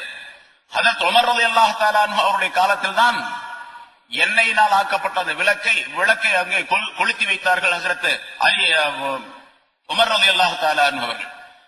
முதலாக மஸ்ஜிதிலே, அதாவது இஸ்லாமிய ஆட்சியில ஆரம்பிக்கப்பட்ட பின்னால் ரசூலுல்லாஹி ஸல்லல்லாஹு அலைஹி வஸல்லத்தின் காலத்துக்கு பின்னால் முதலாக ஒரு மஸ்ஜிதிலே விளக்கேற்றியவர் ஹஜ்ரத் உமர் ரலியல்லாஹு தஆலா அன்ஹு அவர்கள். அலி ரலியல்லாஹு தஆலா அன்ஹு அவர்கள் அந்த விளக்க பார்த்தாங்க, வந்தாங்க, விளக்கு வெளிச்சமா தெரியுது. வெளிச்சம்னா அந்த சின்ன அகல் விளக்கு மாதிரி ஒரு இடத்துல கொளுத்தி வச்சிருந்தாங்கன்னா எவ்வளவு வெளிச்சம் தெரியும்? கொஞ்சோண்டு இருக்கும் வெளிச்சம், லேசரா வெளிச்சம். இருட்டுல இருந்து ஒரு நிதானம் தெரியும், அவ்வளவுதான். அந்த வெளிச்சத்தை பார்த்த உடனே அலி ரலியல்லாஹு தஆலா அன்ஹு அவர்கள் சொன்னார்கள், நவ்வர்த மஸ்ஜிதனா நவ்வரல்லாஹு கபரக யப்னல் கத்தாப். கத்தாபுடைய மகனே, நாங்க எங்களுடைய மஸ்ஜிதை நீ ஒளியாக்கி வைத்து விட்டீர், அல்லாஹ் தஆலா உங்களுடைய கபரை ஒளியாக்கி வைப்பானாக என்று துஆ செய்தார்கள் ஹஜ்ரத் அலி ரலியல்லாஹு தஆலா அன்ஹு அவர்கள் என்பதாக சொல்றார். அதே மாதிரி தான் எல்லாத்துக்குமே அந்த தன்மைகள் கிடைக்கும் என்பதாக சொல்லப்பட்டிருக்கிறது. ரசூலுல்லாஹி ஸல்லல்லாஹு அலைஹி வஸல்லம் அவர்கள் சொன்னார்கள், மன் அஸ்ரஜ ஃபீ மஸ்ஜிதின் சிராஜா. எந்த ஒரு மனிதர் ஒரு மஸ்ஜிதிலே ஒரு விளக்கை ஏற்றி வைப்பாரே ஆனால், லம் தஸலில் மலாயிகத்து ஹமலத்துல் அர்ஷி தஸ்தக்ஃபிர் லஹும் ஆதாம் ஃபீ தாலிகல் மஸ்ஜித் லஹு. அந்த மஸ்ஜிதிலே அந்த விளக்கினுடைய ஒளி இருக்கும் காலமெல்லாம் மலக்குகள் இவருக்காக வேண்டி துஆ செய்கின்றார்கள், அவருக்காக வேண்டி பாவ மன்னிப்பு தேடுகின்றார்கள் என்று ரசூலுல்லாஹி ஸல்லல்லாஹு அலைஹி வஸல்லம் அவர்கள் சொன்னதாக அறிவிக்கப்பட்டிருக்கிறது. மன் அல்லக கிந்தீலன் ஸல்லா அலைஹி 70000 என்பதாக இன்னொரு ஹதீஸிலே 70000 மலக்கின் ஹத்தா யன்கஸிர ذلكல் கிந்தீல். எந்த ஒரு மனிதர் ஒரு மஸ்ஜிதிலே ஒரு விளக்கை ஏற்றி வைக்கின்றாரோ, விளக்கை தொங்க விடுகின்றாரோ, விளக்கு வெளிச்சம் தருவதற்காக விளக்கை ஏற்பாடு செய்கின்றாரோ, அல்லாஹ் தஆலா அவருக்கு 70 மலக்குகள் அவருக்கு துஆ செய்வதற்காக அல்லாஹ் தஆலா ஏற்பாடு செய்கின்றார். 70000 மலக்குகள், 70000 மலக்குகள் அந்த மனிதருக்காக துஆ செய்கின்றார்கள்.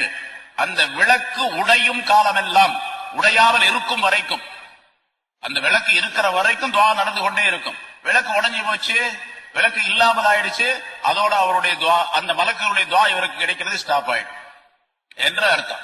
அப்ப 70000 மலக்குகளுடைய துஆ விளக்கை கொளுத்தி வைக்கக்கூடியவர்களுக்கு, வெளிச்சத்தை உண்டாக்கி வைக்கக்கூடியவர்களுக்கு உண்டு என்பதாக குறிப்பிடுகின்றார். சரிங்க, வெளிச்சத்தை உண்டாக்கி வைக்கிறது, விளக்கு ஏற்றி வைக்கிறதுன்னு சொன்னா, ஆஹா இந்த ஹதீஸ் எல்லாம் முதல்லயே தெரியாம போச்சே, இல்லன்னா ஒரு போக்கஸ் லைட் 4-5 வாங்கி இந்த புஸ்தகத்தில் நான் மாட்டிடுவேனே அப்படின்னு இப்ப நினைக்க கூடாது. இருக்கிற லைட் போதும். இதுக்கு மேல லைட் போட்டா இஸ்ராஃப்னு வந்துடும், தேவையில்லை அப்படின்னு வந்துடும். ஆக லைட் போடுறது எப்படின்னு கேட்டா, இருட்டா இருக்கக்கூடிய இடத்துல போடுறதுன்னு அர்த்தம். வெளிச்சமா இருக்கக்கூடிய இடத்துல கொண்டு வந்து இன்னொரு 4 லைட்டை நான் வாங்கி போடுறேன், 70000 மலக்கு எனக்கு துஆ செய்வாங்க, இஸ்திக்ஃபார் செய்வாங்க அப்படின்லாம் நினைக்க கூடாது. இருட்டா இருக்கக்கூடிய மஸ்ஜித், புதுசா ஒரு மஸ்ஜித் கட்டுறாங்க, அந்த மஸ்ஜிதுக்கு லைட் வாங்குறதுக்கு காசு இல்ல, எல்லாத்தையும் வசூல் பண்ணிட்டு இருக்காங்க. சரி, இப்படி ஒரு ஹதீஸ கேள்விப்பட்டோம், இந்த பள்ளிவாசலுக்கு எத்தனை லைட் வேணுமோ அதை நான் கொடுத்துட்றேங்க, ஏன் செலவு அப்படின்னு சொல்லி போட்டாரு. போட்டுட்டு லைட்ல பேரெல்லாம் எழுதக்கூடாது, அப்துல் காரி சாஹிபுடைய உபயம் அப்படின்லாம் எழுதக்கூடாது. எழுதிங்க அப்படின்னு சொன்னா அது போயிடும், மலக்கெல்லாம் துஆ செய்ய மாட்டாங்க. அப்புறம் இஹ்லாஸான முறையில யாருக்கும் தெரியக்கூடாது, யாருக்குமே தெரியக்கூடாது. நம்ம கொடுக்கிறது யாருக்கும் தெரியக்கூடாது. அந்த நிர்வாகிகளுக்கு தெரியலாம், மற்றவர்களுக்கு யாருக்கும் அதை பிரபலப்படுத்தி கொண்டிருக்க வேண்டிய அவசியம் இல்லை. அப்படி இருந்துச்சுன்னு சொன்னா அது இஹ்லாஸ் இல்லாம போய், அதுக்கும் பின்னால ஹதீஸ்கள் வருகிறது. ரசூலுல்லாஹி ஸல்லல்லாஹு அலைஹி வஸல்லம் அவர்கள் சொல்லுகின்றார் மற்றொரு ஹதீஸிலே, அபூ துர்சாஃபா என்று ஒரு சஹாபி அவர் சொல்லுகின்றார், சமிஅத்து ரசூலுல்லாஹி ஸல்லல்லாஹு அலைஹி வஸல்லம் யகூல், ஸல்லல்லாஹு அலைஹி வஸல்லம் அவர்கள் சொன்னதாக நான் கேட்டிருக்கின்றேன், இஹ்ராஜுல் குமாமதி மினல் மஸ்ஜிதி முஹூருல் ஹூருல் ஈன் என்பதாக, அதாவது மஸ்ஜிதுகளை சுத்தப்படுத்துவது, மஸ்ஜிதில் இருக்கக்கூடிய குப்பை கூலங்களை அகற்றுவது ஹூருல் ஈன் என்று சொல்லப்படக்கூடிய சொர்க்க கன்னியர்கள் இருக்கின்றார்களே அவர்களுக்கு மகராக அமைந்திருக்கின்றது என்பதாக ரசூலுல்லாஹி ஸல்லல்லாஹு அலைஹி வஸல்லம் சொல்ல நான் கேட்டிருக்கின்றேன் என்பதாக குறிப்பிடுகின்றார். சொர்க்கத்திலே ஹூருல் ஈன் என்ற பெண்கள் திருமணம் செய்து வைக்கப்படுவார்கள் மூமின்களுக்கு, இல்லையா, சொர்க்கவாசிகளுக்கு, ஆண்களுக்கு. அந்த பெண்களுக்குரிய மகர் எதுவென்று சொன்னால், உலகத்திலே மஸ்ஜிதிலே கிடைக்கக்கூடிய குப்பை கூலங்களை அகற்றுவது, சுத்தப்படுத்துவது இருக்கின்றதே, அது அவர்களுக்கு மகராக அமையும் என்பதாக மற்றொரு ஹதீஸிலே ரசூலுல்லாஹி ஸல்லல்லாஹு அலைஹி வஸல்லம் சொல்லி காட்டுகின்றார். இப்படி ஏராளமான விளக்கங்கள் இருக்கின்றன.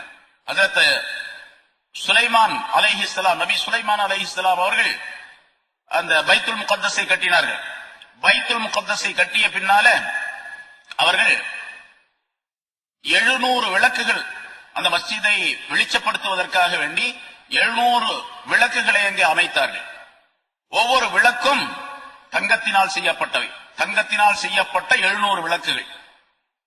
விளக்குனா அந்த எண்ணெய் ஊத்தி கொளுத்தி, அந்த காலத்துல ஜெய்தூன் எண்ணெயினால விளக்கு எரிப்பாங்க, அந்த எண்ணெயை ஊத்தி வைக்கக்கூடிய அந்த பாத்திரம் இருக்கின்றது, அது தங்கத்தினால் செய்து வைத்தார்கள். அதை தொங்க விடுவதற்காக சங்கிலி செஞ்சாங்க. அந்த சங்கிலி வெள்ளியினாலானது. வெள்ளி சங்கிலிகளால் தொங்கவிடப்பட்ட தங்க விளக்குகள் 700 அந்த மஸ்ஜிதிலே, மஸ்ஜித் பைத்துல் முகத்தஸிலே அவர்கள் ஏற்படுத்தி வைத்தார்கள் என்பதாக சொல்லப்பட்டு இருக்கின்றது. ஆக மஸ்ஜிதில விளக்கு இல்லாத இடத்துல இருட்டா இருக்கக்கூடிய நிலத்துல இருட்டை போக்குவதற்காக வேலை செய்தால், இஹ்லாசான முறையில இருந்தால், அல்லாஹ் தஆலா நம்முடைய கபருடைய இருட்டை போக்கி வைப்பான், ஆகிரத்தில் ஒளியை தருவான் மஹ்ஷர் மைதானத்திலே என்றெல்லாம் இந்த ஹதீஸின் மூலமாக விளக்கப்படுகின்றது. அதே போன்று மஸ்ஜித் கட்டுமானம் இருக்கின்றது. அதை நிறைய கேள்விப்பட்டிருப்பீங்க. மன் பனா மஸ்ஜிதன் லில்லாஹி தஆலா பனல்லாஹு லஹு பைத்தன் ஃபில் ஜன்னah. எவர் ஒருவர் அல்லாஹுக்காக வேண்டி ஒரு வீட்டை, ஒரு மஸ்ஜிதை கட்டுகின்றாரோ அவருக்கு அல்லாஹ் தஆலா சொர்க்கத்தில் ஒரு வீட்டை கட்டி தருகின்றான், ஒரு மாளிகையை கட்டி தருகின்றான் என்பதால் சொர்க்கத்திலே மாளிகை வேண்டும் என்று விரும்பக்கூடியவர்கள் உலகத்திலே மஸ்ஜிதை கட்டி மக்கள் தொழுவதற்காக வேண்டி ஏற்பாடு செய்ய வேண்டும் என்பதை ஸல்லல்லாஹு அலைஹி வஸல்லம் குறிப்பிடுகின்றார். இன்னொரு ஹதீஸ்ல மன் பனா லில்லாஹி மஸ்ஜிதன், எவர் ஒருவர், இங்க பாருங்க ஸல்லல்லாஹு அலைஹி வஸல்லம் சொல்லும் போது எப்படி சொல்றாங்க, மன் பனா மஸ்ஜிதன், எவர் ஒருவர் ஒரு மஸ்ஜிதை கட்டுவாரேயானால் என்று சொல்லல, மன் பனா லில்லாஹி மஸ்ஜிதன், அல்லாஹ்வுக்காக வேண்டி ஒரு மஸ்ஜிதை கட்டினால். அப்ப இஹ்லாஸ் வேணும். இறையில்ல கொடை வள்ளல் அப்படின்னா போடுறதுக்காக கட்டக்கூடாது. மஸ்ஜித் கட்டி கொடுத்தாரு, ஹாஜியார் ரொம்ப நல்லவரு அப்படின்னு மேடையில போடுறதுக்காக வேண்டி நிறைய நடக்குது. அப்படித்தான் நடக்குது. ஒரு மஸ்ஜித் கட்டுவாரு, அந்த மஸ்ஜிதுடைய திறப்பு விழா நடக்கும். அந்த திறப்பு விழாவில யார் கட்டி கொடுத்தாரோ அவரை பாராட்டாதான் ஆளுகளே இருக்க மாட்டாங்க. அவரை பாராட்டி பத்திரங்கள் எல்லாம் வழங்கப்படும், அவருக்கு பொற்கிளி தரப்படும், அதாவது கேடயம் தரப்படும், அவருக்கு பாராட்டு பத்திரங்கள் வழங்கப்படும், அவர் அப்படி இப்படின்னு சொல்லி நிறைய புகழ்வாங்க. இந்த புகழ்ச்சிக்காக வேண்டிதான் அவர் கட்டி கொடுக்கிறார். கட்டி கொடுத்தா இதெல்லாம் கிடைக்கும் அப்படின்னு சொல்லி அப்படி இருக்கவே கூடாது. எந்த விதமான உலகத்தினுடைய ஆதாயங்களும் எதிர்பார்க்காமல், யாருடைய பாராட்டையும் எதிர்பார்க்காமல், பாராட்டை இருக்கக்கூடாது என்ற நிலையிலே ரியா சும்ஆ என்பதாக சொல்லப்படும். அடுத்தவர் பாராட்ட வேண்டும் என்பதற்காக வேண்டியோ, அடுத்தவர் பார்த்து அதை மதிக்க வேண்டும், மெச்ச வேண்டும் என்பதற்காக வேண்டிய இல்லாமல் அல்லாஹ்வுக்காக வேண்டி மன் பனா லில்லாஹி மஸ்ஜிதன், எவர் ஒருவர் அல்லாஹ்வுக்காக வேண்டி ஒரு மஸ்ஜிதை கட்டுவாரேயானால் வலவ் கமஃஹஸி கதாத்தின் லிபைதிஹா, ஸல்லல்லாஹு அலைஹி வஸல்லம் மற்றொரு ஹதீஸிலே இப்படி சொல்லுகின்றார். அதாவது ஒரு குருவி, காடை குருவி, காடைன்னு ஒரு குருவி இருக்கு இல்லையா, வாங்கி பொரிச்சு சாப்பிடணுமா இல்லையா காடை, அந்த காடையுடைய அந்த காடை என்ற அந்த குருவி முட்டையிடுவதற்காக வேண்டி கட்டி வைத்திருக்கக்கூடிய ஒரு கூட்டினுடைய அளவு, காடை குருவி கூடு, குருவி கூட்டினுடைய அளவுக்கு இருந்தாலும் முட்டையிடுவதற்காக வேண்டி காடை கட்டி இருக்கக்கூடிய அந்த கூட்டு அளவுக்கு இருந்தாலும் பனல்லாஹு லஹு பைத்தன் ஃபில் ஜன்னah, அவருக்கு சொர்க்கத்திலே ஒரு மாளிகை அல்லாஹ் தஆலா கட்டி தரும். காடை குருவியுடைய வீடு எவ்வளவு பெருசு இருக்கு, அவ்வளவுதான் இருக்கு. அவ்வளவு பெருசா வீடு கட்டுறது, மஸ்ஜித் கட்ட முடியும்? அவ்வளவு பெரிய மஸ்ஜித் எப்படி கட்டும்? அப்ப உதாரணத்திற்காக ரசூலுல்லாஹி ஸல்லல்லாஹு அலைஹி வஸல்லம் சொல்லுகின்றார்கள். இது வேறொரு ஹதீஸில் சொல்லுகின்றார்கள், ஒரு மஸ்ஜிதை ஒரு மனிதன் கட்டுகின்றார், அதுல எந்த அளவுக்கு உதவி செய்தாலும் சரி, எந்த அளவுக்கு உதவி, ஒரு காடை குருவி கூட்டளவுக்கு அப்படின்னு சொன்னா என்ன அர்த்தம், ஒரு மஸ்ஜித் பூராத்தையும் கட்ட முடியல அவர்னால, அவர் என்ன செய்யறாரு, ஒரு 1000 செங்கல் வாங்கி கொடுக்கிறார், 500 செங்கல் வாங்கி கொடுக்கிறார். அது அவரால் முடிஞ்ச காசு கொஞ்சம் இருக்குது. இப்படி எல்லாம் ஹதீஸ் கேள்விப்பட்டிருக்கிறோம். அல்லாஹ் தஆலா விடத்தில் சொர்க்கத்தில் நமக்கும் கொஞ்சம் இடம் கிடைக்கட்டுமே அப்படிங்கறதுக்காக வேண்டி ஒரு 2-3 பொருள் வாங்கி கொடுக்கிறாரு, ஒரு 10 ரூபாய், 50 ரூபாய், 100 ரூபாய்க்கு மஸ்ஜிதுக்காக வேண்டி இஹ்லாஸான முறையில். அந்த பொருள் அந்த மஸ்ஜிதிலே மிகப்பெரிய லாபத்தை இவருக்கு தந்துவிடும். தபூக் போரின் போது முன்னாடி சொல்லியிருக்கிறேன், தபூக் போரின் போது ரசூலுல்லாஹி ஸல்லல்லாஹு அலைஹி வஸல்லம் அவர்கள் சஹாபாக்களிடத்திலிருந்து கலெக்ஷன் செஞ்சாங்க, நிதி திரட்டினார்கள். எல்லாரும் நிதி கொண்டு வந்து கொடுத்தாங்க பல பேர். ரொம்ப கடுமையான நேரம் அது. ஹஜ்ரத் உஸ்மான் ரலியல்லாஹு தஆலா அன்ஹு அவர்கள் அந்த படையிலே 3 ஒரு பங்கினருக்கு பொறுப்பேற்றுக் கொண்டார்கள். 30,000 பேர் படைகள், 10,000 பேருக்கு தேவையான குதிரைகள் 1000 குதிரை கொடுத்தாங்க, 1000 குதிரைகள் கொடுத்தாங்க. அதாவது 700 ஒட்டகையும் அந்த மீதி உள்ள 300 ஒட்டகைகளுக்கு பதிலாக உள்ள குதிரைகளையும் கொடுத்தார்கள் என்பதாக. நிறைய தங்க காசுகளை, வெள்ளி காசுகளை கொடுத்தார், தீனார் திரகங்களை எல்லாம் கொடுத்தார்கள். அதெல்லாம் ஒரு மூட்டையில எடுத்துட்டு வந்து ரசூலுல்லாஹி ஸல்லல்லாஹு அலைஹி வஸல்லம் மஸ்ஜிதில உட்கார்ந்து இருந்தாங்க, அப்படியே கொட்டினாங்க.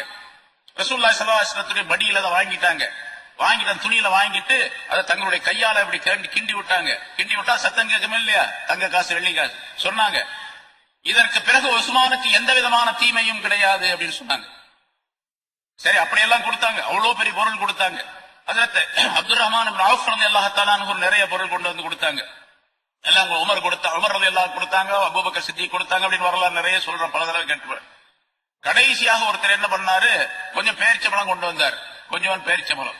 அவர் வந்து சொன்னார், யா ரசூலல்லாஹ், நான் நேத்து ஒரு தோட்டத்துல வேலை செஞ்சேன், இவ்வளவுதான் கூலி கிடைச்சிச்சு, அதை நீங்க போர் நிதி கேட்டீங்க, அதுக்காக நான் கொண்டு வந்திருக்கிறேன் அப்படின்னு சொன்னாங்க. ரசூலுல்லாஹி ஸல்லல்லாஹு அலைஹி வஸல்லம் அதை தங்களுடைய கரத்தால் வாங்கி அங்க இருந்த சஹாபாக்கள் சொன்னாங்க, இந்த பழத்தை அந்த குவியலாக இருக்கக்கூடிய அந்த பொருள்கள்ல ஒவ்வொரு பழத்தை அந்த குவியல்ல வைங்க அப்படின்னு சொன்னாங்க. ஒரு பக்கம் கோதுமை இருக்குது, ஒரு பக்கம் தங்க காசு, வெள்ளி காசு, மற்ற பொருள்கள் எல்லாம் இருக்கு, எல்லாத்திலும் ஒன்று வைங்க என்று சொல்லிவிட்டு இதனுடைய பரக்கத்தை அந்த பொருள்களுக்கு ஏற்பட வேண்டும் என்பதை சொன்னாங்க. அப்படின்னு சொன்னா அவர் எவ்வளவு இஹ்லாஸா கொண்டு வந்து கொடுத்திருக்கணும், அந்த இஹ்லாஸ் தான் அங்க கவனிக்கப்படும். அதனால எல்லா விஷயங்களையும் சரி, தொழுகை நோன்பு மட்டுமல்ல, இபாதத்து மட்டுமல்ல, எந்த வேலையை செய்தாலும் சரி, வீட்டுல நம்முடைய மனைவிக்காக வேண்டி கொண்டு போய் கொடுக்கப்படக்கூடிய சாப்பாடு, காசு, துணி, மணி, நகை, நட்டுகள் எதுவாக இருந்தாலும் சரி, அவளுக்காக வேண்டிய அல்ல, அவர்களுக்காக வேண்டிய என்று அல்ல, நாம் அல்லாஹுக்காக வேண்டி அப்படிங்கிற நியத்துல கொடுத்தோம்னு சொன்னா அதுக்கு ஏராளமான மதிப்புகள், மரியாதை இருக்குது அல்லாஹ் விடத்துல. சரி, அது மாதிரி அல்லாஹுக்காக வேண்டி ஒரு மஸ்ஜிதை கட்டினால் அல்லாஹ் தஆலா எவ்வளவு பெரிய மதிப்பையும் மரியாதையும் தருகின்றான் என்பதாக. சரி, மஸ்ஜிதுடைய சிறப்பு எவ்வளவு பெரிய சிறப்புகள் இருக்குது, ஒன்னா ரெண்டு ஆயிரக்கணக்கான சிறப்புகள் இருக்கின்றன. இந்த மஸ்ஜிதுல எப்படி இருக்கணும், அப்போ இங்க வந்தா என்ன செய்யணுமோ அதை மட்டும்தான் செய்யணும். தொழுகணும், குர்ஆன் ஓதணும், ஜிக்ர் செய்யணும், தீன் சம்பந்தப்பட்ட பேச்சுகளை பேசணும். ஹதீஸ் சொல்லலாம், குர்ஆன் ஓதலாம், ஹதீஸுடைய விளக்கம் சொல்லலாம், குர்ஆனுடைய விளக்கம் சொல்லலாம், இவ்வளவுதான் செய்யலாம். உலக பேச்சுக்களை பேசலாமா? பேசக்கூடாது. ஸல்லல்லாஹு அலைஹி வஸல்லம் சொல்றாங்க, அல் ஹதீஸ் ஃபில் மஸ்ஜிதி, மஸ்ஜிதிலே உலக பேச்சுக்களை பேசுவது. அல் ஹதீஸ்னா அல் ஹதீஸ் ஃபித் துன்யா, துன்யா உலக சம்பந்தப்பட்ட ஹதீஸு துன்யா, துன்யாவுடைய பேச்சுக்களை பேசுவது.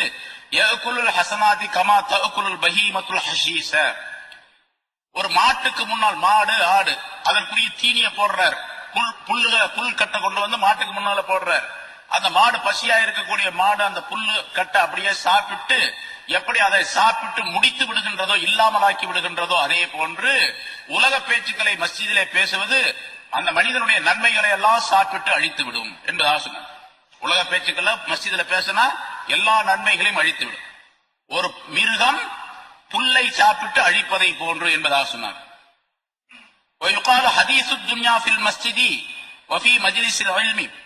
மஸ்ஜிதில் மட்டுமல்ல, இன்னும் சில இடங்கள் இருக்கின்றன, அதையும் ரசூலுல்லாஹி ஸல்லல்லாஹு அலைஹி வஸல்லம் அவர்கள் சொல்லி காட்டுகின்றார்.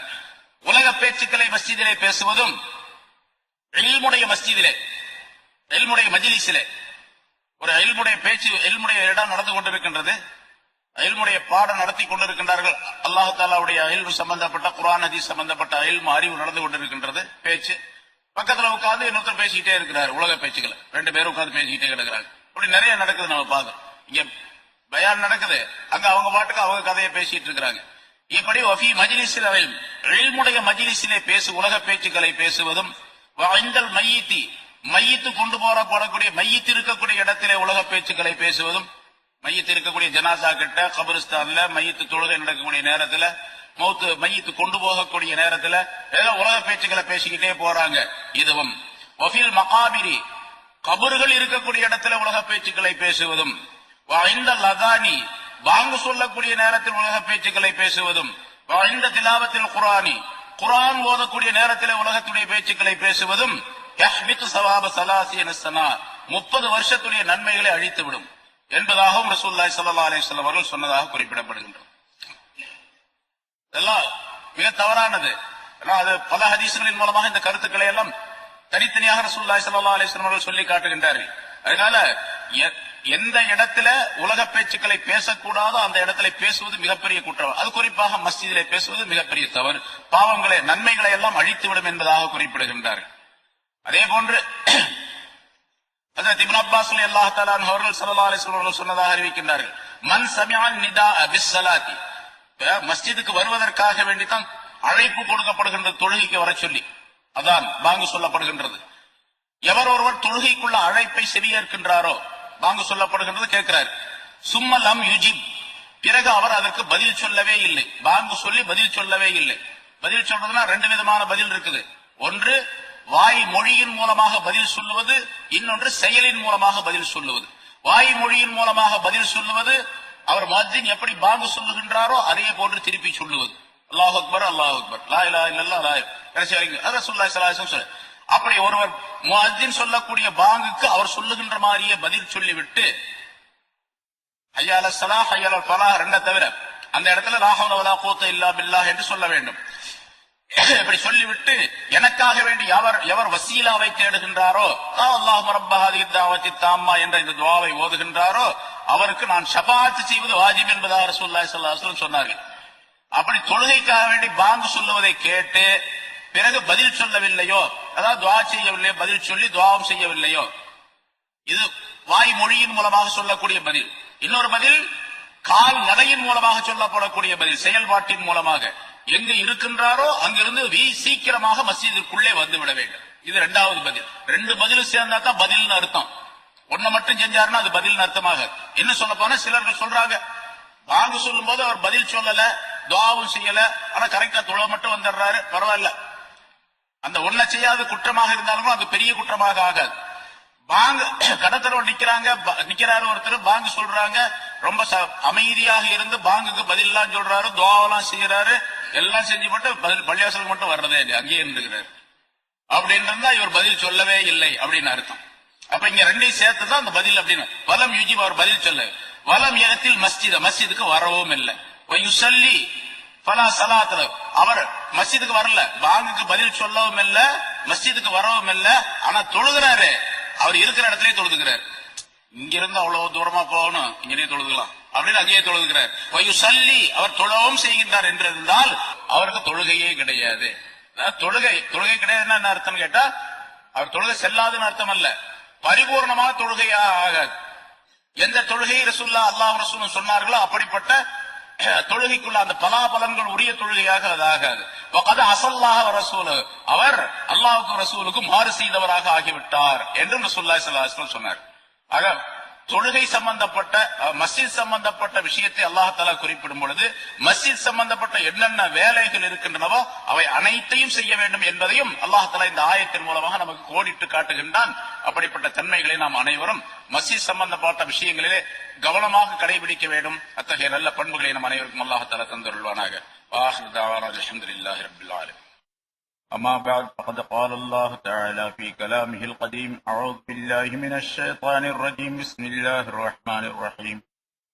أجعلتم سقاية الحاج وعمارة المسجد الحرام كمن آمن بالله واليوم الآخر وجاهد في سبيل الله لا يستوون عند الله والله لا يهدي القوم الظالمين. الذين آمنوا وهاجروا وجاهدوا في سبيل الله بأموالهم وأنفسهم أعظم درجة عند الله أولئك هم الفائزون. يبشرهم ربهم برحمة منه ورضوان وجنات لهم فيها نعيم مقيم خالدين فيها أبدا إن الله عنده أجر عظيم. صدق الله العظيم. கண்ணியத்திற்குரிய பெரியோர்களே, சகோதரர், அல்லாஹ் தஆலாவுடைய கிருபையால் 632வது வாரமாக தஃப்சீருடைய இந்த தொடர் பயான் இப்பொழுது ஆரம்பிக்கும். சூரத்து தௌபா என்ற அத்தியாயத்தின் 18 ஆயத்துகள் இதற்கு முன்னால் விளக்கம் சொல்லப்பட்டிருக்கின்றன. சென்ற வாரம் சொல்லப்பட்ட ஆயத்தில் மஸ்ஜித் சம்பந்தமான பல விளக்கங்கள் சொல்லப்பட்டன. மஸ்ஜிதை எப்படி பராமரிக்க வேண்டும், மஸ்ஜிதுடைய நிர்வாகிகள் எப்படி இருக்க வேண்டும் என்பது பற்றி உள்ள விளக்கங்கள் எல்லாம் அதிலே சொல்லப்பட்டது. இன்னமா யாமுரு, மஸ்ஜிதை நிர்வாகம் செய்வது என்று சொல்லப்படக்கூடிய அந்த ஆயத்திற்கு நிர்வாகிகள், பராமரிப்பு விஷயங்கள் ஆகியவை எல்லாம் அதில் சேர்ந்தன என்பதாக சொல்லப்பட்டது. அதே போல ஒரு மஸ்ஜித் என்று சொன்னால் அங்கே தொழ வைப்பதற்காக வேண்டி ஒரு இமாம் இருக்க வேண்டும், பாங்கு சொல்லுவதற்காக வேண்டி ஒரு முஅஸ்ஸின் என்பவர் இருக்க வேண்டும். இதுவும் கூட அந்த இன்னமா யாமுரு என்ற வார்த்தைக்குள்ளே அடங்கியது. இமாமானவர் எப்படி இருக்க வேண்டும் என்பது பற்றியுள்ள விளக்கங்களும் பல ஹதீஸ்களின் மூலமாக, ஹதீசுகளுக்கு விளக்கம் சொல்லக்கூடிய உலமாக்களின் மூலமாக, இமாம்களின் மூலமாக அறிவிக்கப்பட்டிருக்கிறது. பொதுவாக பல கருத்துகள் இருக்கின்றன. பல விஷயங்கள். அதிலே முதல் தரமாக அந்த இமாமாக இருக்கக்கூடியவர் மற்ற தொழுகையாளிகளை விட விசேஷமாக இருக்க வேண்டும் எல்லா வகையிலும். குறிப்பாக குர்ஆன் சம்பந்தப்பட்ட விஷயத்திலே தெளிவுபட குர்ஆனை ஓதக்கூடியவராக இருக்க வேண்டும். குர்ஆனுடைய ஆயத்துகள், அதனுடைய எழுத்துக்கள் ஆகியவற்றை மிக தெளிவாகவும் சுத்தமாகவும் ஓதக்கூடியவராக இருக்க வேண்டும். அதே போன்று அவர் வணக்க வழிபாடுகளில் பேணுதல் உடையவராக இருக்க வேண்டும். சட்டப்படி நடப்பது என்பது ஒன்று, அதாவது ஃபத்வாவின்படி நடப்பது ஒன்று. கூடுமா என்று கேட்டால் கூடும் என்று ஒரு விஷயத்தை சொல்லுவோம். ஆனால் ஃபத்வாவை விட தக்வாவிற்கு முதல் தரம், முதல் நிலை கொடுக்கக்கூடியவராக அவர் இருக்க வேண்டும். தக்வா உடையவராக இருக்க வேண்டும். இமாம் அபூ ஹனீஃபா ரஹ்மத்துல்லாஹி அலைஹி அவர்கள் ஒரு வழியாக சென்று கொண்டிருந்தார்கள். தெருவிலே ஒரு இடத்தில் சேறு அவருடைய உடையின் மீது தெரித்து விட்டது. தெருவிலே இருந்த தண்ணீரினால் கலக்கப்பட்ட ஒரு சேறு. அது மண் தரையாக இருந்த அந்த காலத்திலே அந்த மண்ணிலே தண்ணீர் கலந்த காரணத்தினால் அந்த சேறு அவருடைய உடையிலே லேசாக தெரித்து விட்டது. அதை உடனடியாக கழுவிக்கொண்டு சுத்தம் செய்து கொண்டு பிறகு வந்து தொழுவதற்காக வேண்டி அவர் நின்றார். அருகில் உள்ளவர்கள் கேட்டார்கள், லேசாகத்தானே சேர் தெரித்தது, இதை கழுவ வேண்டும் என்று கட்டாயம் கிடையாதே, நீங்களே சொல்லி இருக்கின்றீர்களே சட்டம் என்பதாக கேட்டார்கள். அப்பொழுது இமாம் அபூ ஹனீஃபா ரஹ்மத்துல்லாஹி சொன்னார்கள், நான் சொன்னது ஃபத்வா, நான் செய்தது தக்வா என்பதாக சொன்னார். இமாமாக இருக்கக்கூடியவர் தக்வா உடையவராக இருக்க வேண்டும். ஒரு வேலையை ஒரு இமாம் செய்கின்றார், ஒரு விஷயத்தை செய்கின்றார் மக்களுக்கு மத்தியிலே. அதை ஒருவர் ஆட்சேபித்து கேட்கின்றார், நீங்களே இந்த மாதிரி செய்கின்றீர்களே என்பதாக. அப்பொழுது இமாமானவர் இப்படி பதில் சொன்னால் கூடுமா கூடாதா? கூடும். கூடும் என்று சொன்னால் போய்விட்டு போய்கொண்டே இருக்க வேண்டியதுதானே, இது என்ன கேள்வி என்பதாக சொல்லக்கூடாது. அவர் கேட்டவர் என்ன காரணத்தினால் கேட்கின்றார், நீங்களே இப்படி செய்கின்றீர்களே என்று சொன்னால் மற்றவர்கள் உங்களை பார்த்து செய்யக்கூடியவர்களாக இருக்கின்றார்கள், ஆகவே நீங்கள் பேணுதலாக நடந்து கொள்ள வேண்டும் என்ற முறையை அவர் கேட்கின்றார். பேணுதல் அதுவல்ல என்று தெரியும் பொழுது பேணுதலான வேலையை, விஷயத்தை எடுத்துக் கொள்ள வேண்டியது கட்டாயம். பொதுவாக உலமாக்கள் இது நிறைய விளக்கங்கள் இருக்கின்றன. தொழுகை சம்பந்தப்பட்ட விஷயத்திலே நாங்கள் நிறைய சொல்லி இருக்கிறோம். தொழ வைக்கக்கூடிய இமாம் ரசூலுல்லாஹி ஸல்லல்லாஹு அலைஹி வஸல்லம் அவர்கள் சொல்லுகின்றார்கள், முக்ததிகள், பின்னால் நிற்கக்கூடியவர்கள், தொழக்கூடியவர்கள் இமாமுக்கு முந்தி எந்த செயலையும் செய்யக்கூடாது. இமாமுக்கு முன்னால ருக்குவுக்கு போறது, சுஜூதுக்கு போறது, தலையை தூக்குறது, தலையை குனியறது, இந்த மாதிரி வேலைகளை முக்ததிகள் செய்யக்கூடாது. வேண்டுமென்றே மனம் அறிந்து ஒரு முக்ததி இமாமுக்கு முன்னால் வேலைகளை செய்துவிட்டால், சுஜூதுக்கு போகும் பொழுது, ருக்குவுக்கு போகும் பொழுது இமாமுக்கு முன்னாலேயே போய் கொண்டிருக்கின்றார் வழக்கமாக, அதை ஒரு பெரிதாக அவர் எடுத்துக் கொள்வதில்லை என்று இருந்தால் ரசூலுல்லாஹி ஸல்லல்லாஹு அலைஹி வஸல்லம் சொல்லுகின்றார்கள், அவர் பயந்து கொள்ளக்கூடாதா? அமா யஹ்ஷா அஹதுக்கும், உங்களில் ஒருவர் பயப்படக்கூடாதா? இமாமுக்கு முன்னால் செல்லக்கூடிய அவர், அவருடைய தலை கழுதையின் தலையாக ஆக்கப்பட்டு விடும் என்பதையோ, அல்லது அவருடைய உடல் முழுவதுமோ கழுதையுடைய உடலாக ஆக்கப்பட்டு விடும் என்பதை அவர் பயந்து கொள்ளக்கூடாதா என்பதாக சொல்லுகின்றார்கள். இமாமுக்கு முன்னால் போனால் இந்த பெரிய குற்றம் ஏற்படும்.